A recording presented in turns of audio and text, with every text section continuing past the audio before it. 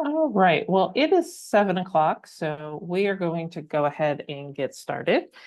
Good evening, everybody, and welcome to Buzzworthy Books. My name is Beth. I'm the Programming and Events Librarian for the Mid-Continent System, and I'm with Angie Strathman, who's our Reader Engagement Librarian, who will be telling us about all the upcoming titles and ones we might have missed on the shelves. But before we get started, I did want to mention a couple of housekeeping items. I'm going to go ahead and drop the link to the survey for tonight's program in the chat. And if you can take a moment to fill that out at the end of the program and let us know how we did, we always appreciate that. Also, if you have any suggestions for programs you might like to see or topics you might like to see programs on, we always like those as well. I did also want to mention some upcoming programs. I'm going to share my screen here.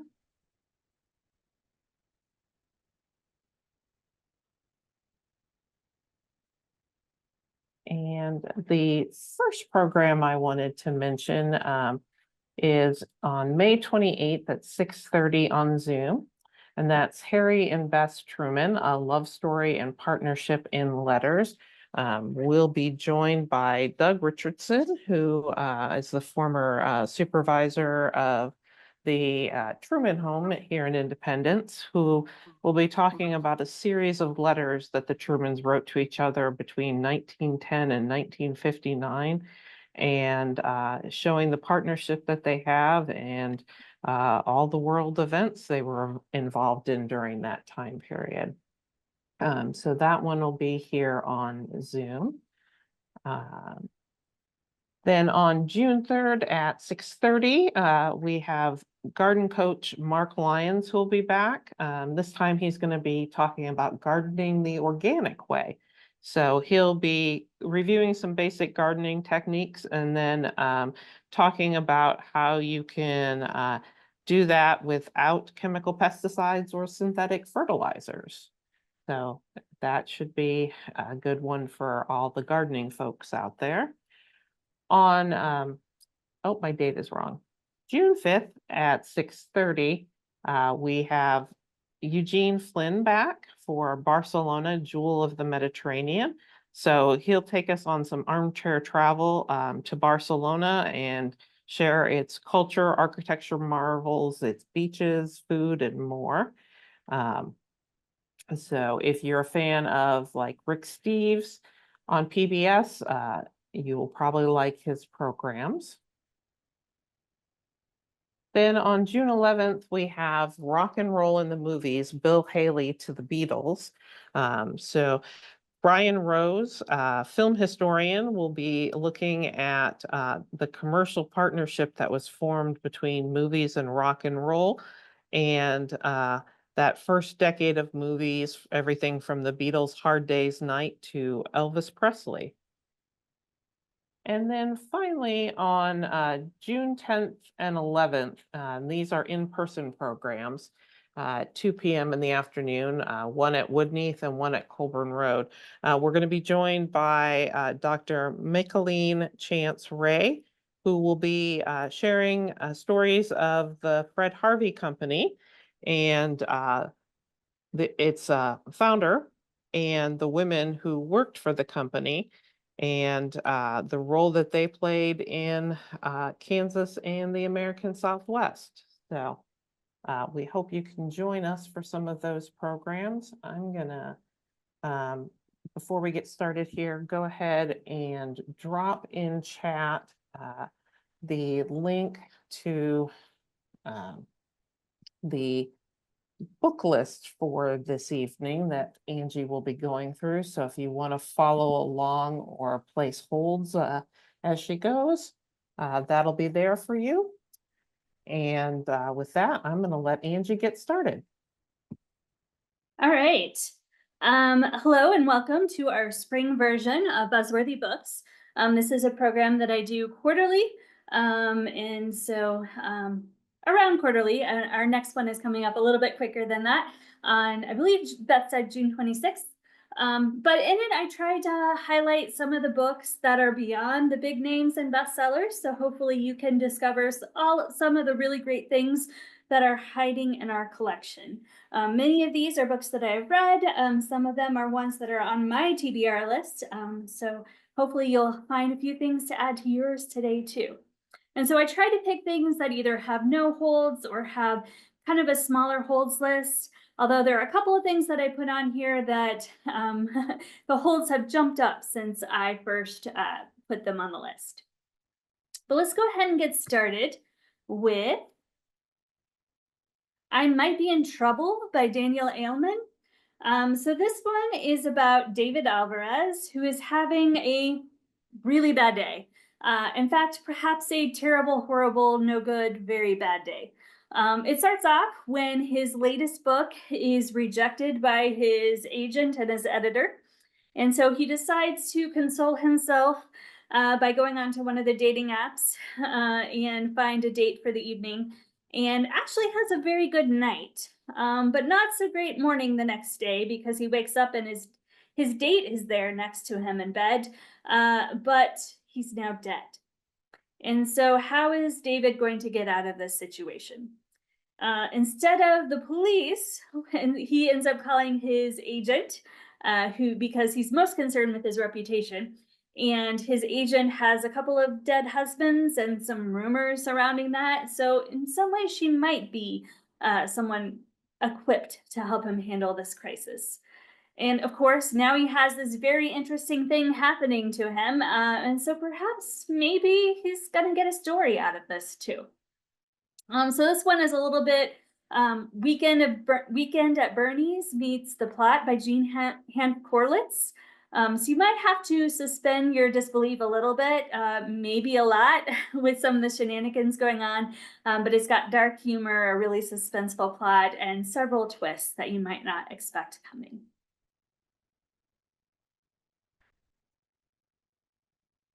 Next, we have Moon Machine by Liz Pelly. And this author is going to be at the Wynneth Library Center next week on May 13th as part of our Facing the Future series. And I'm someone who's very personally and professionally interested in our taste and various art forms of all kinds. So how we discover new things, how we shape our taste when it comes to music and movies, and for me, especially books. And so this one has a little bit of that. And it also has a little bit about kind of the business practices behind Spotify and how Spotify has shaped the way we listen to music in lots of different ways. So she talks about the difference between lean in music, which is music that we're really paying attention to and that might challenge us, and lean back, which is all the music, the ambient music we have playing in the background, and how Spotify has really embraced the fact of lean back listening and creating and curating music based on our moods and based on kind of different moments of our lives, and creating soundtracks for them, whether it's going to the gym or going to sleep, or, chilling out and working. We have all sorts of playlists for all these kinds of different things. But he also talks about how we get all the business practices of Spotify. So it's a little bit like books like Bad Blood by John Carreyrou, or Empire of Pain by Patrick Radden Keefe, or Like, Comment, Subscribe, which is about YouTube. So you get all of the bad things you might expect that comes with a lot of these bigger companies. So things like how little revenue actually makes its way to artists, how Spotify prioritizes the big labels to the detriment of solo artists or indie musicians, and all the ways that Spotify uses all the data it collects about us in different ways that we kind of freely give up. And also how what makes its way onto a Spotify playlist has a lot to do with how much it costs Spotify or how much money it makes from that particular song. So again, this is informed by Liz Pelly's journalism. She has covered Spotify for a very long time.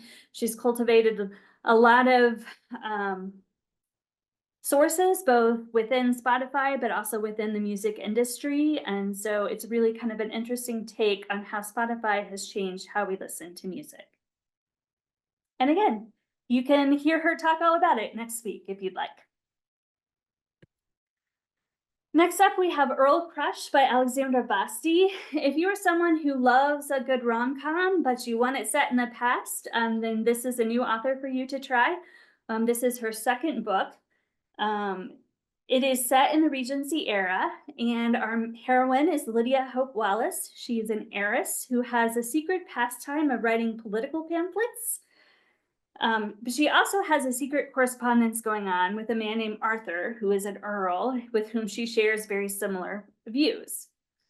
Arthur, in a letter, tells her that he's having some kind of tough financial issues, and so Lydia shows up on his doorstep, and she thinks a marriage of convenience is going to solve both of their problems.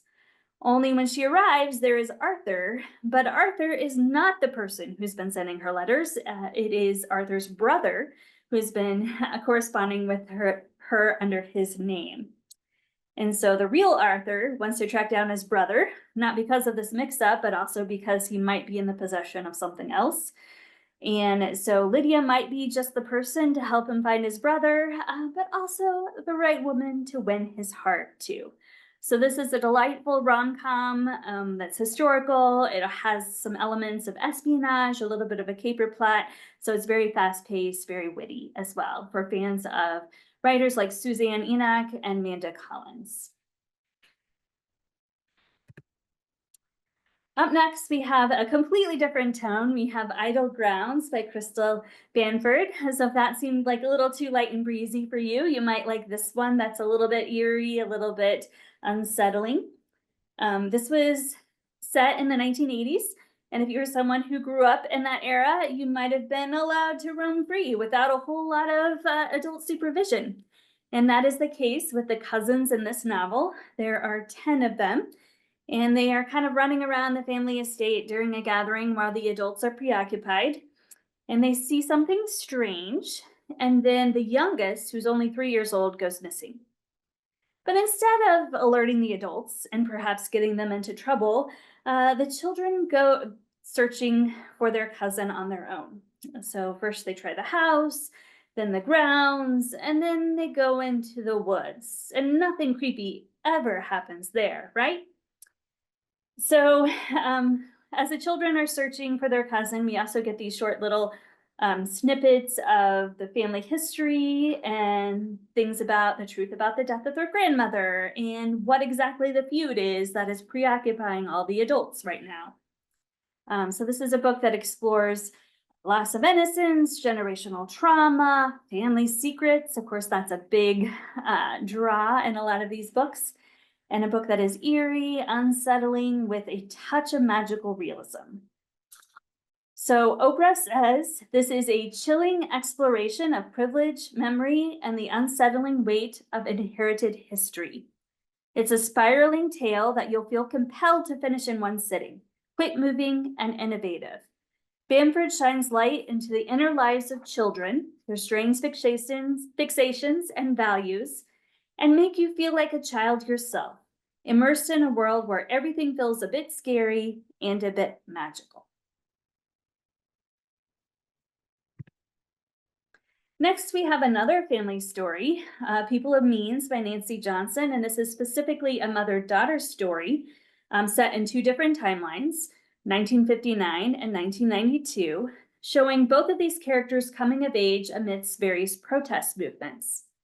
So we start in 1959 with Frida, who moves from her home in Chicago to Nashville in order to attend Fisk University. There she encounters the realities of racism in the South.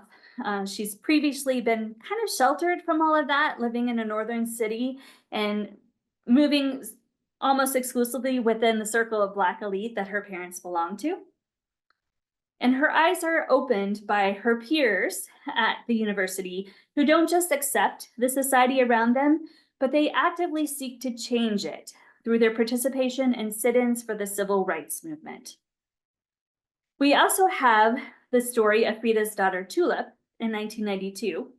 At this time, Frida is kind of settled into complacency and comfort of herself. So she's kind of moving in those same Black professional circles that her parents have, and she kind of wants her daughter to do the same as well.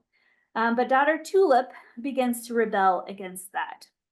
She's mobilized by the Rodney King verdict and the protests surrounding it, and starts to take an active role in her own community while learning the hard lessons that her privilege has shielded her from. So if you really liked books like Memphis by Tara Stringfellow or Red at the Bone by Jacqueline Woodson, this is another book that carries that weight of like family coming of age among different generations. Again, we have more families stories going on. We have Rooms for Vanishing by Stuart Nadler. Stuart Nadler is one of those writers whose books I've loved, but not a lot of people know about him. His latest is Rooms for Vanishing. It's perhaps his most ambitious novel yet. This one follows the Altermans, who are a Viennese Jewish family, in 4 alternate timelines following World War II. And so in each of these versions, which are almost novellas of themselves, in each of these timelines, a different family member is the sole survivor after World War II. So what carries through in all 4 of these timelines is a profound sense of what is lost, a sense of seeking and yearning and hope for what or who might remain. Each of these stories weave together into a moving story of memory, trauma, grief, and family. Ramona Oswald says, reading Rooms for Vanishing feels like peering into a small window and discovering the whole universe, past and present, what is missing and what is here, the finite facts and the infinite truth.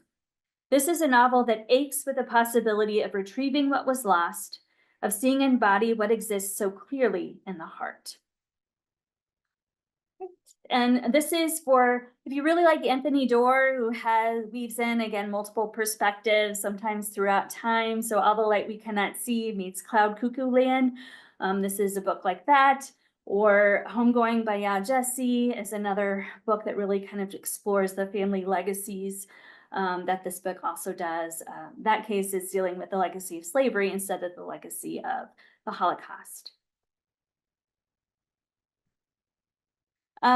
If those sound a little too heavy for you, I understand. These are going in order of publication date.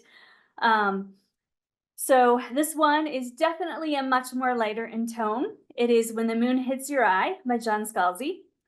John Scalzi's last book, Starter Villain, was a really humorous take about a man who inherits his uncle's supervillainry business. I went to see John Scalzi when he was in Kansas City this fall, and he was talking about his new book, which is about the moon being made of cheese. And I like weird books, and I thought maybe that one's a little bit too weird for me. And then he read a chapter of it, and I laughed so hard. So now I'm totally on board with this premise. So that old saying about the moon being made of cheese, well, what if overnight it suddenly happens? So the first clue is all the moon rocks on Earth are turned into tiny little morsels of delicious cheese. And so that causes the scientists to look at the moon itself, and they do all sorts of intricate mathematical calculations and confirm that the moon itself probably has also changed form as well.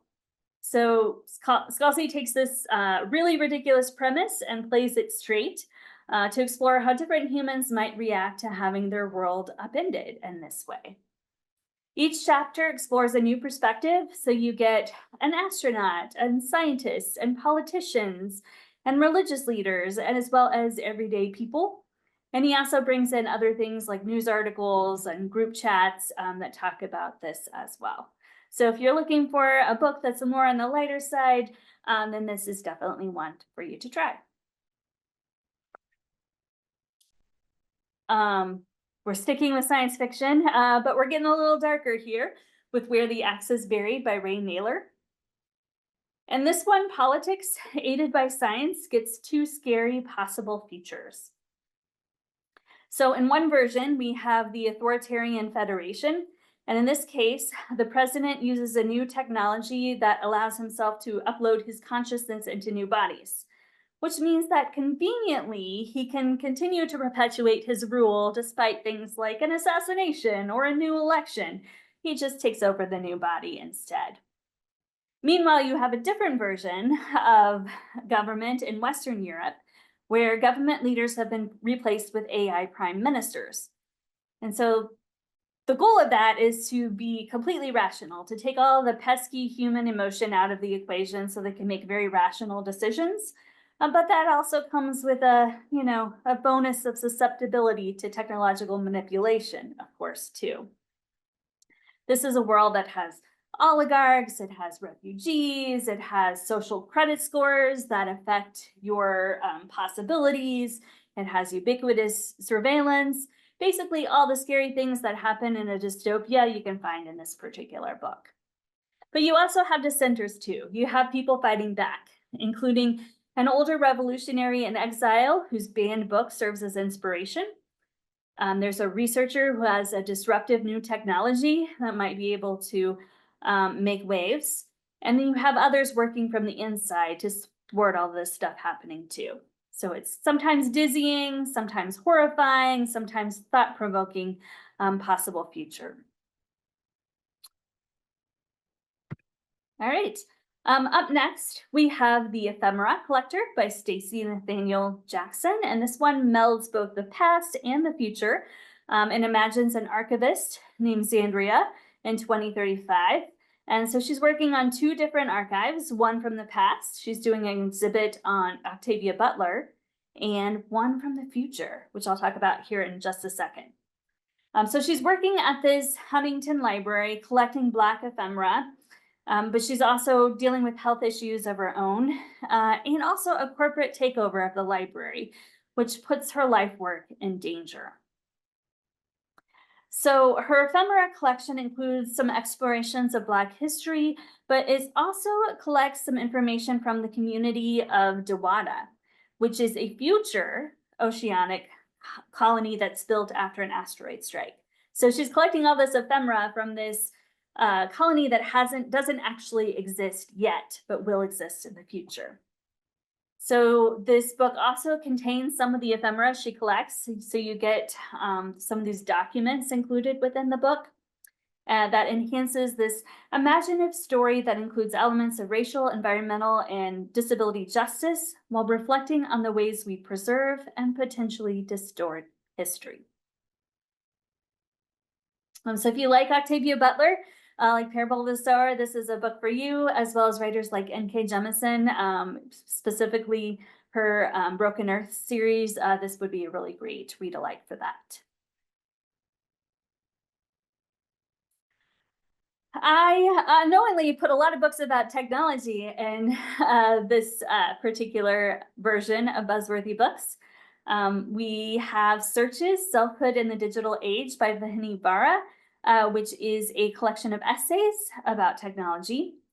Vahini Vara is a former tech reporter, and she has covered companies like Meta and Apple for decades. And she's also very much a technological user, sometimes despite knowing the drawbacks of some of those technologies as well. She went viral a few years ago for the essay Ghosts, in which she's writing an essay about losing her older sister to cancer and not being able to really fully finish the essay because of her grief. And so she allows an older version of GPT to take over. And so you get to see what ChatGPT comes up with, and then each version includes more and more of her own words, replacing that of AI. And that piece was also made into This American Life episode. But that's not the only technology that Vara talks about in this book. She weaves in her own personal history alongside the history of various technologies and technological companies. So you get her growing up in Seattle and how her childhood is shaped, but you also get how the growth of Microsoft and Amazon have also shaped the city of Seattle in various ways, while also getting background on how each of these technologies and companies have become so ubiquitous in our own lives.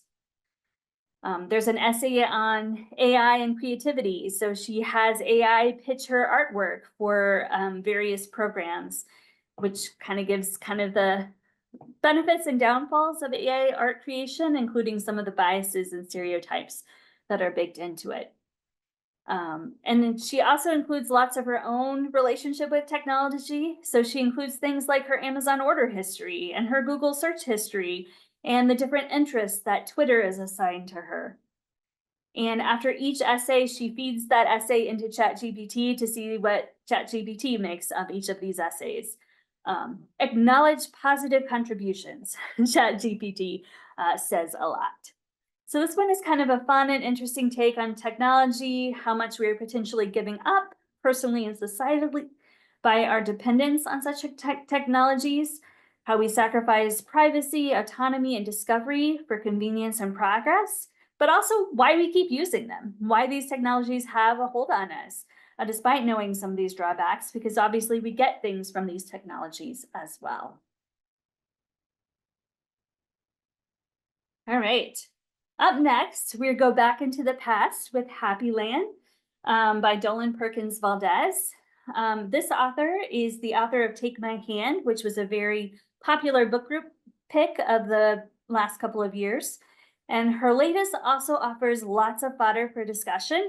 It also includes information on a historical event that I knew nothing about, which is the existence of the Kingdom of Happy Land in the hills of North Carolina.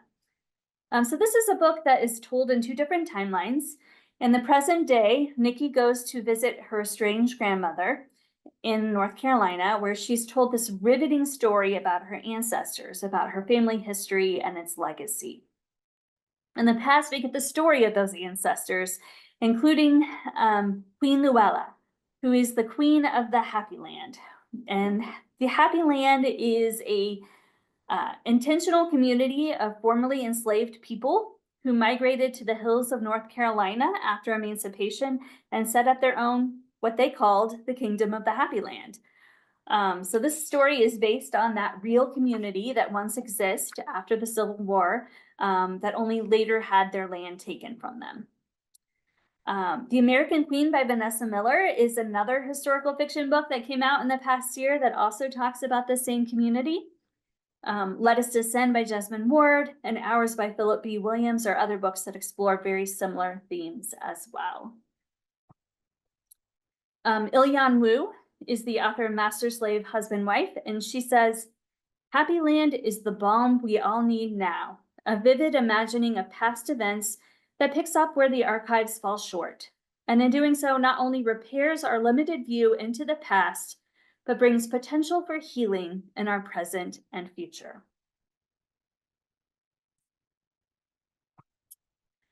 Next, we have Big Chief by John Hickey. This one is about a man named Mitch Caddo who grew up on the Passage Rouge Nation reservation. He went off to college to become a lawyer, and now he's returned to the reservation, and he becomes the attorney / fixer for his old friend Mac, who is now the leader of the reservation. And his first term didn't go so well. He has banished a lot of people from the reservation, which was not very popular. And so now he's up for re-election. It's a very contentious re-election with activist Gloria on the other side. And so Mitch has to contend with a lot of different things. He has his own candidates' impulsive actions to deal with. He has a group of protesters he has to figure out how to appease. He also has encounters with his lost love, Layla, who happens to support the other candidate. And there's a tragedy that involves his mentor that's all happening kind of in the same really compressed time period right before the election. And so he has his loyalty tested in lots of different ways. The loyalty of his mentor, the loyalty of his former love, the lawyer of his friend and his employer, Mac, as well as having to deal with his own conscience and what he believes should be happening as he encounters some corruption and other things like that. So this is for readers of like thought-provoking fiction, readers of Tommy Orange or Jennifer Hay, for example.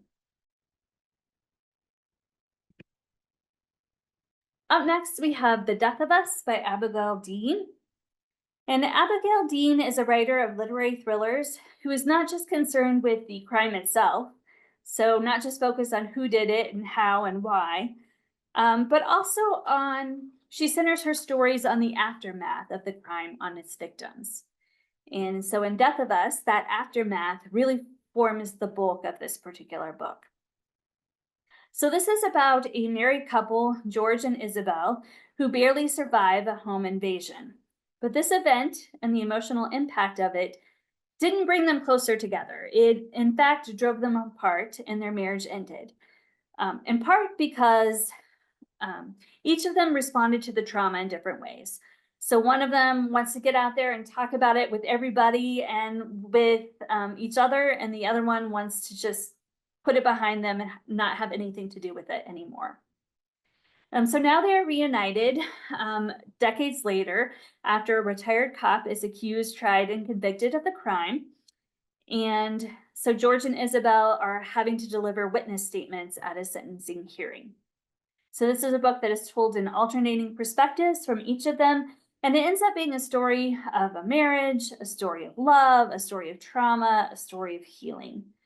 It's for fans of kind of that slower burn psychological literary crime novels. So if you like the recent The God of the Woods by Liz Moore, maybe All the Colors of the Dark by Chris Whitaker, Broken Country by Claire Leslie Hall, which is really big right now. This is another of that more darker literary thriller you might like. Again, a slightly lighter version of the mystery, we have Fair Play by Louise Hegarty. So there have been a lot of really meta mysteries of late. So these are especially fun if you're an avid mystery reader and so you know the ins and outs of the genre and all the different tropes and the different plot devices and you like to see them in action. And so this is a debut mystery that is very meta. It's also a locked room mystery. And it starts with a murder mystery party. So Abigail is our main character. She is throwing a jazz age murder mystery party for her brother Benjamin.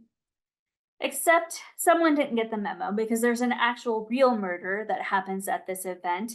And Benjamin, the guest of honor, is our victim. So again, since this is a closed setting, it means we have a locked room mystery on our hands. So every guest is now a suspect along with the manor staff as well. And if you are a fan of Benjamin Stevenson and his Ernest Cunningham mysteries, the author often breaks the fourth wall to address the reader, like Stevenson does in his mysteries. Anthony Horowitz does a little bit in some of his series as well. So again, this is a mystery for mystery lovers and a debut. Another mystery we have is Detective Auntie by Uzma Jalaluddin. And this is an author who is known for her rom-coms. She's previously written rom-coms set in the Muslim community of Toronto, and I am a fan of that, so I'm eager to check out what she does with the mystery genre. This is also set in the Golden Crescent suburb of Toronto as well.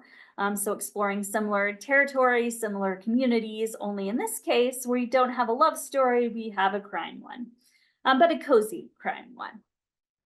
So our sleuth in this particular series is Kazar Khan.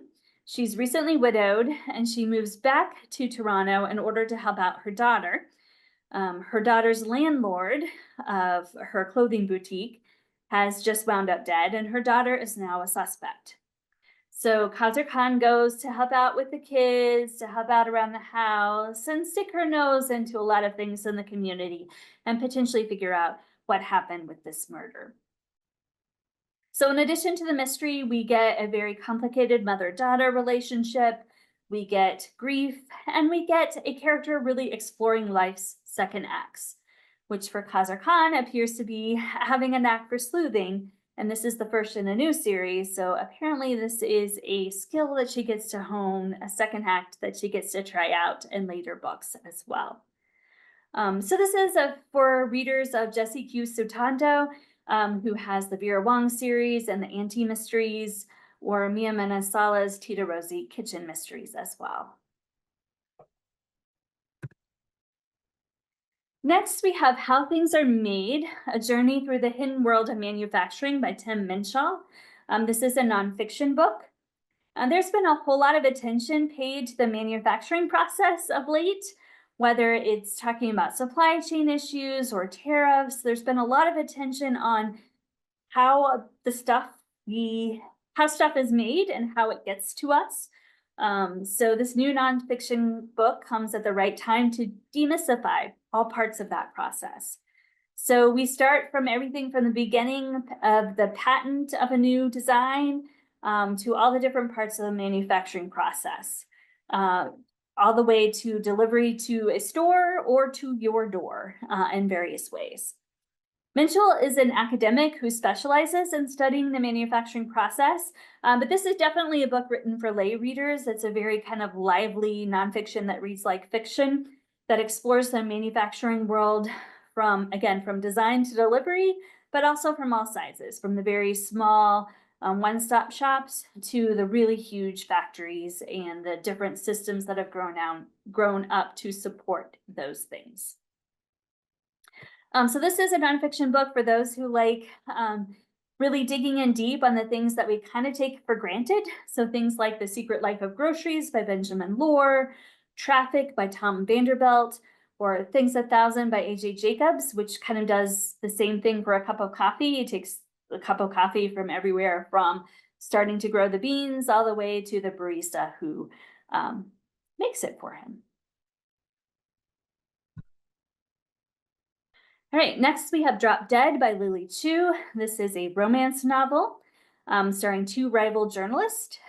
They are both setting out to write the biography of a reclusive author who's known for a few scandals. Nadine is an obituary writer, and she gets a little bit too eager to print the obituary of Dot, while Dot is still very much alive. This is much to the delight of her rival journalist, Wesley, who descends upon Dot's mansion in order to get the real scoop on her life, only Nadine is already there. And Dot is only going to tell all if the two of them agree to work together. But before they make much progress on Dot's story, Dot dies, for real this time. Fortunately, the estate lets them hang around for 3 weeks inside the mansion to see what last secrets the house may offer up about Dot.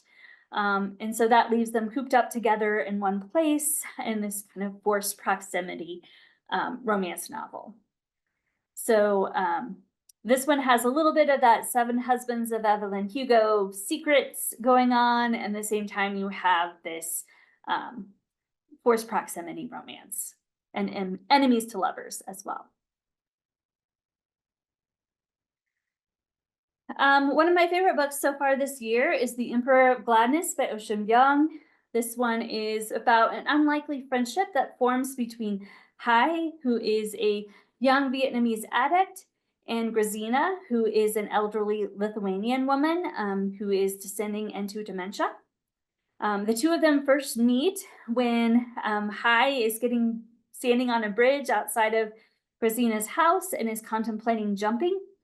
And Grazina talks him down and invites him into her house and eventually offers him a job as her caretaker. Hai also takes another job at a fast casual restaurant named Home Market, and the workers there become another found family for him.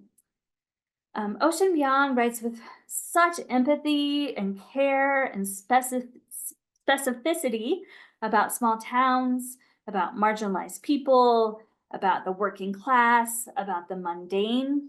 There's loss and addiction and precarity and trauma, but there is also hope and friendship and humor and joy. So I really love the relationship between Hai and Grazina. When Grazina's descends into her childhood memories, Hai plays along with it and pretends to be Sergeant Pepper. And then the Home Market crew is just this really delightful group of people who all seem to rally around each other and support each other in various ways, while not taking themselves too seriously. And I loved all the time I spent in the company of these characters. I am super excited for this graphic novel, which comes out at the end of May, Spent by Alison Bechtel. Alison Bechtel is the author of the graphic memoir Fun Home, a family tragicomic, which won multiple awards and was made into a Tony Award-winning musical that is going to be a film as well. And so this one is kind of autofiction that takes kind of the kernels of that experience for Bechtel, who was kind of this underground comics maker who kind of burst onto the scene with this graphic memoir. And so in this particular version, Allison has written Death and Taxidermy, which is adapted into a prestige TV show, so not far off from what actually happens. And so it's really about how her and her partner Holly deal with this newfound success and the money that comes with it.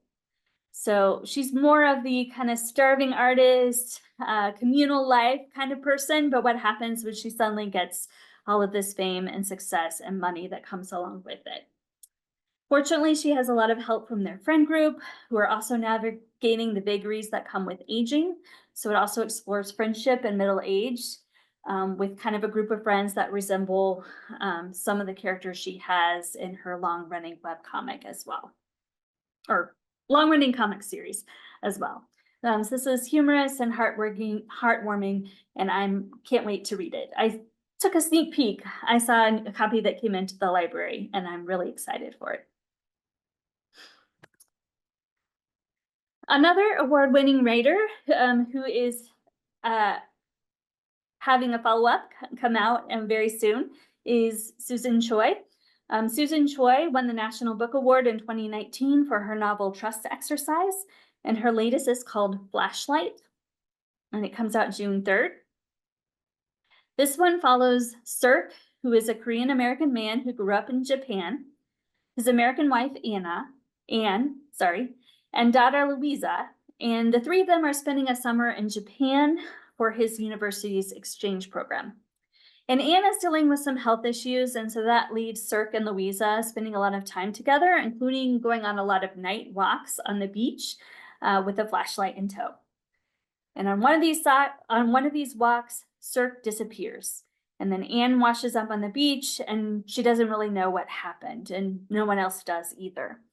So I really can't say much more about the plot without spoiling some things, other developments. So we shift in time, back and forth in time through the various perspectives of all of these characters. And Flashlight is really an apt title.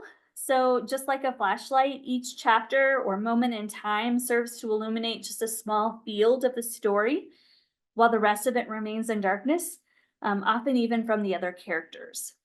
And these smaller moments of this one family story add up to this much larger spotlight on a larger historical story too. Up next, we have Unworld by Jason Green. Again, this is another one of my favorite books I've read so far this year. This is also set in the near future, where humans receive uploads, a form of implanted AI that helps with the mental load of daily life. So it's this AI that can run in the background and schedule all your doctor's appointments and plan things and kind of deal with all the sensory stuff that comes in, so you can really be present in the moment with who you're with. And then this AI like syncs with their human later. But the world is kind of grappling with the ethics and questions that come with this new technology, and whether these uploads have personhood themselves or rights themselves. And so some of the AI uploads have chosen to emancipate themselves from their human.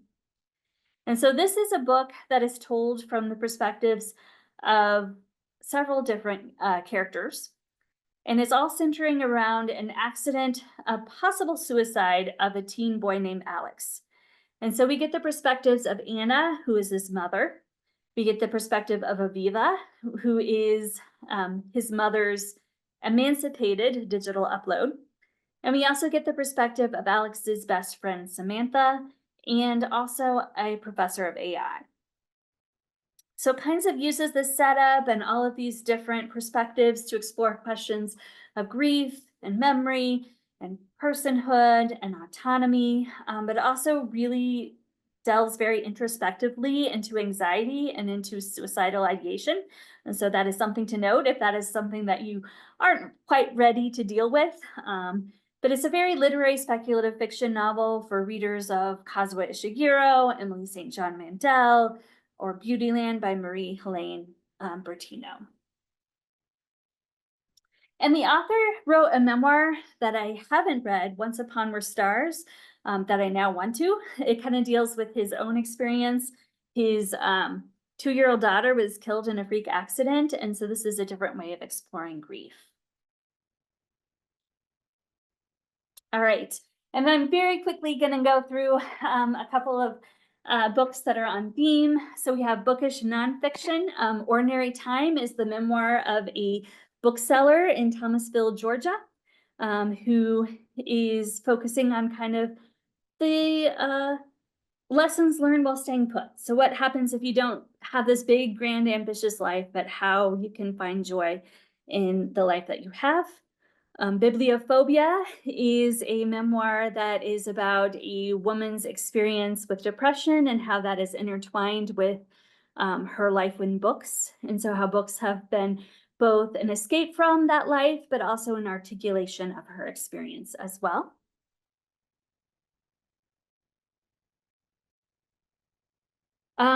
This is the 100th year of The Great Gatsby. So if you like your homage to Great Gatsby in cozy mystery form, you might like The Gatsby Gambit, which has Jay Gatsby's sister Greta solving the murder of Tom Buchanan. And if you like your Great Gatsby with a side of magic, you'll like the novella Don't Sleep with the Dead by Neve Vo, which has Nick Carraway 20 years after the events of The Great Gatsby encountering Gatsby's ghost. Also, we have cozy mysteries and Golden Girls, which is kind of a theme right now. So we have the very first Golden Girls cozy mystery, Murder by Cheesecake, which has those iconic TV characters solving crimes. In this case, the murder of Dorothy's date. And then we also have Murder Strikes a Chord, which is not the Golden Girls, but the Pearly Girls, but is also a group of women in their 50s and their granddaughter's friend solving a mystery. We also have a couple of different takes on the Tudors. So The Waiting Game is a nonfiction book by a UK historian that tells the life of the Tudor queens through the women who served them. And then we have a fantasy version, which imagines the world of the Tudor England is only allowed to survive if there are 6 different women on the thrones of 6 different castles, and what happens when these women decide to band together instead of competing. And there's also dragons. So what could be more fun? We have a few foodie ones. So Kate and Frida is the story of 2 women, one in Seattle, one in Paris, who correspond about books and food and friendship. Didn't You Used to Be Queenie Bee is about a former celebrity chef who has fallen off the radar after a scandal and what happens when she nurtures a young sous chef who is also on the verge of possible celebrity. And then Aftertaste is kind of a magical realist take on food. So it imagines a man who encounters ghosts. He doesn't see them, but he can taste the meals from their memories. And he discovers that when he cooks these meals, he can reunite people with their loved ones, but only for the course of that one meal. And then here are some books coming out soon that I'm very excited to read next. We have the Grimoire Grammar School Parent Teachers Association. So there are a lot of boarding school, magical school fantasy novels, which are a pesky way to get the parents out of the way so they don't take issue with all the danger their kids get up to who might have magical powers. Well, in this case, we have some meddling parents who form the Parent Teachers Association and see what they do with that magical school situation. Jess Walter is one of my favorite writers. Every single one of his books is different.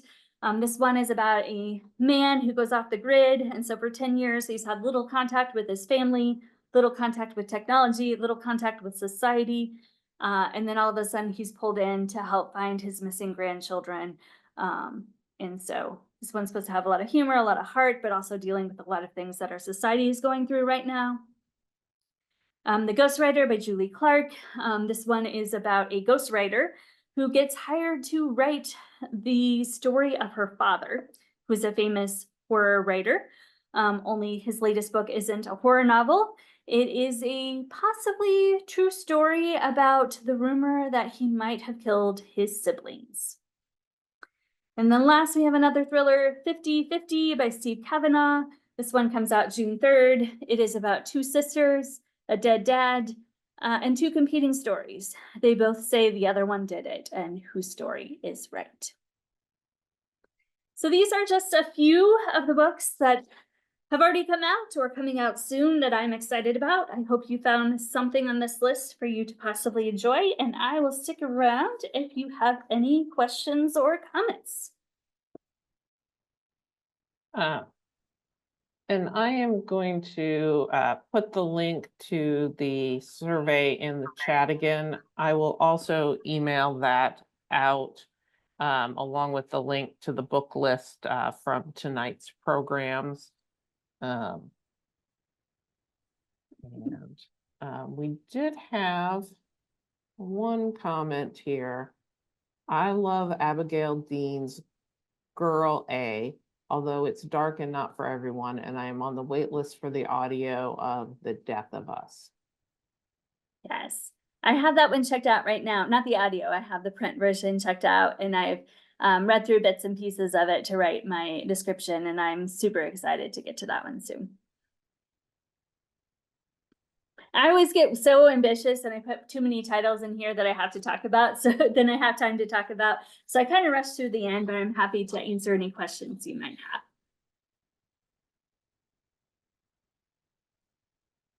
Or any book that you're excited that's coming out soon.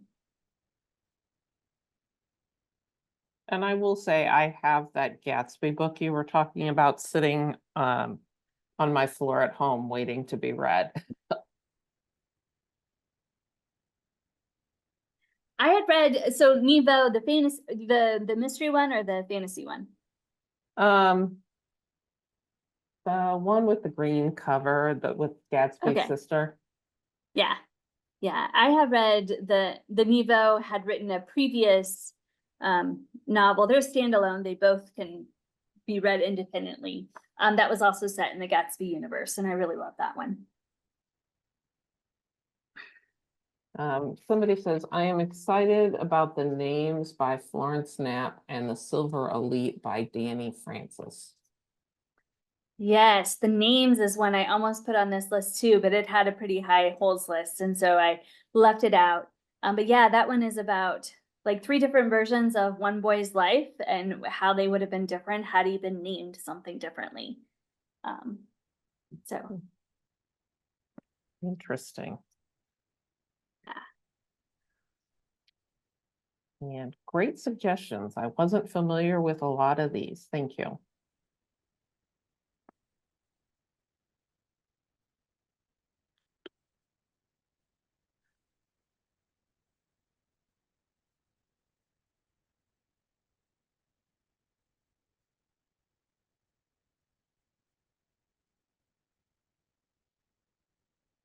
All right, well, if there are no other questions, we will go ahead and wrap up for this evening.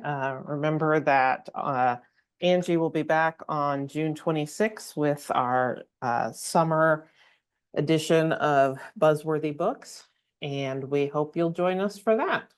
Have a great evening, everybody.